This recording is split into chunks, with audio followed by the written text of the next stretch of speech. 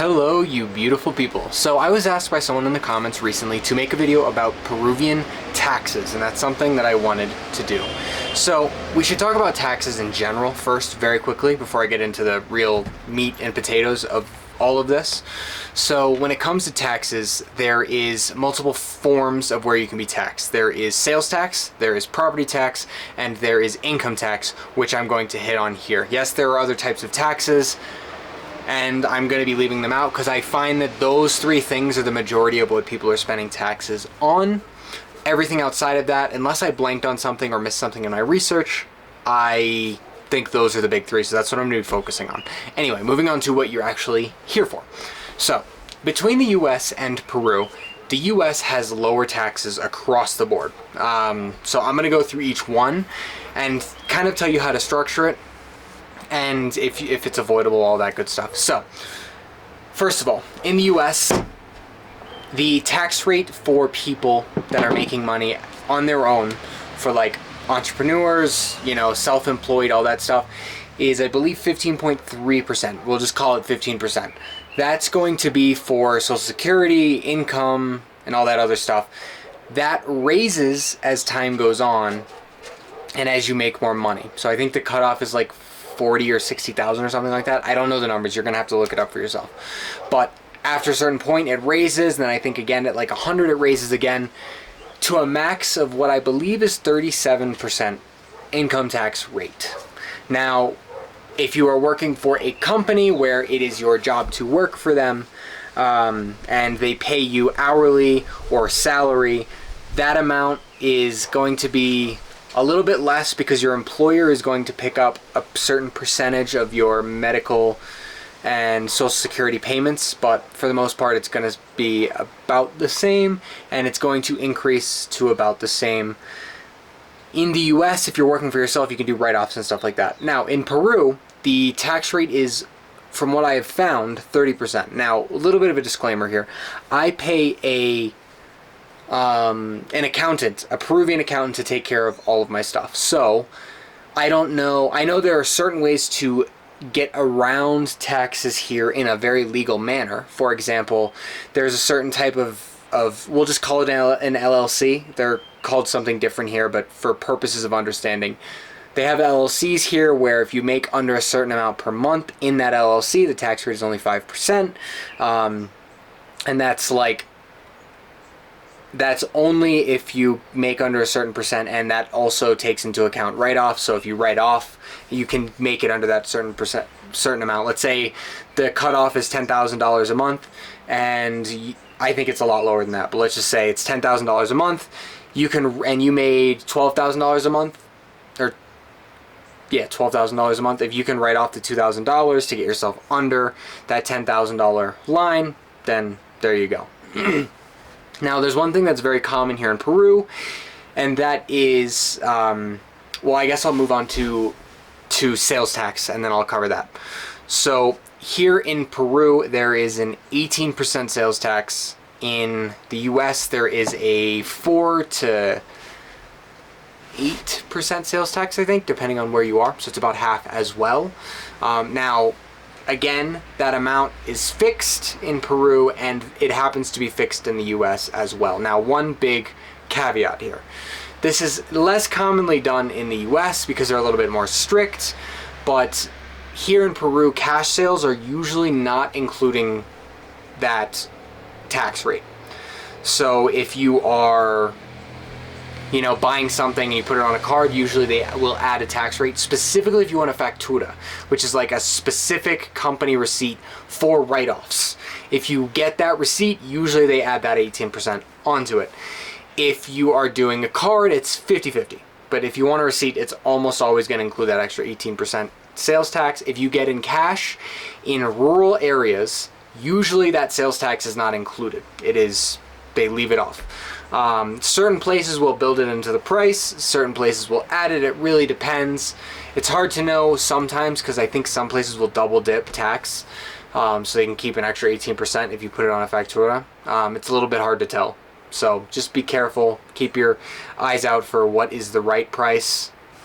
18% increase is kind of hard to spot when things are cheap, but just keeping your eyes out for that is good. So sales tax, yeah, it is cheaper in the US for sales tax.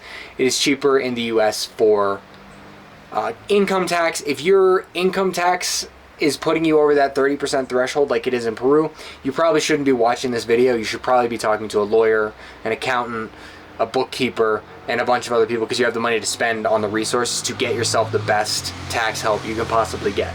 Not some guy who has an accountant that lives in Peru is just talking out of experience. So if you are at that level where it's, you know, hundreds of thousands of dollars, get yourself some actual qualified help.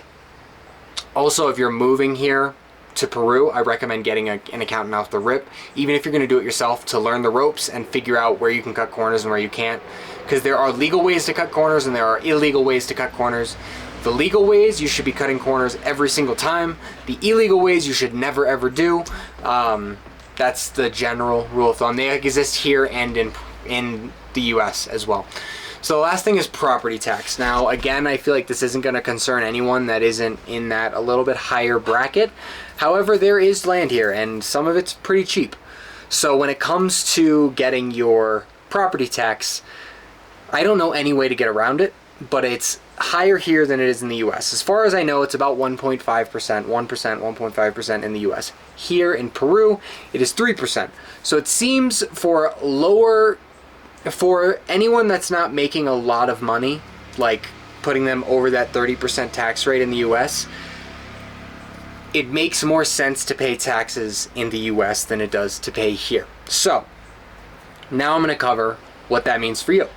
So when it comes to US taxes, unless you're making over that hump that I was talking about, you should get your tax professional to help you decide that amount. But if you're paying over 30% income tax rate in the US, then you should claim your money here. If you are making that money and it's under that 30%, you should claim it in the US. And the reason for that is just the lower percentage that you're losing to the government of the country that you're in. There are certain situations where you have to pay double tax, and it depends on your residency status, the type of visa you have, what your income is, and a bunch of other stuff. But for the most part, there are ways, like basically creating an LLC in the US, and any money that you are wanting to use, you can funnel to yourself through Western Union transfers and stuff like that, because that money was technically not made here. Money that is made here, usually you're going to have to claim it here. There are certain examples, like where if you're running a retreat here, you can claim that the LLC that is giving the money to, or that is collecting the money, is in the US, so it's taxed at a US tax rate. You can do all the write-offs there and then transfer it over to Peru and add the appropriate write-offs there. Don't double dip write-offs, that is illegal. But if you have certain write-offs that you have in the US and then certain write-offs that you have here that are separate, that you aren't double dipping, then you can do that. And just a really quick example, let's say you're running a retreat for a day and you need food. The food is a cost of business, which you can write off on the money that is coming in from all of that stuff that you're making from the retreat, right? Then you transfer it over and your cost of living is covered by the LLC that's in Peru. So all of that stuff would come out of that because you're operating here and that LLC requires you to be here. But I'm not really sure. I don't use that breakdown. You should talk to a lawyer to set it up so you're not going to do anything, because I don't know even if what I just said is illegal. That's just my brain like trying to describe the different types of fees. Those living expensive fees might go on the US. I'm getting way out of my depth here for someone who really doesn't know much about it. So my biggest request to you guys is, if you're coming here, do your research. But in a nutshell, cheaper in the US unless you're obscenely rich. But if you're obscenely rich and you're coming here because you're rich, there are better countries to go to for tax rates, tax purposes, and money conversion, all of the above. So yes, whenever you're considering, if you're considering moving here to save money on taxes, don't, because there are better countries for both sides. If you are poor, like myself, poor enough anyway, to the point where you can't, where you're under that tax percentage, you're better off being in the US probably, or maybe another country with a lower tax rate even still. And if you are over that 30%, you should be finding a country that is going to tax you less. The only reason why I would consider coming here is if you are funneling yourself money from another country in a legal manner, like, you know, you're staying here and you are visiting places, renting a house and all that stuff, and you're sending yourself money from your bank accounts in another country here, then it can get rather cheap. The only downside is the conversion rates, which I didn't even touch on, which is a hidden tax. Anyway, I hope that sheds light on the whole tax issue. If you have any questions about Peru at all, drop them down in the comments down below, because I'm happy to answer any comments that I can, and even make a video about them if they warrant it, like this one, like this question did. Otherwise, I will see you soon.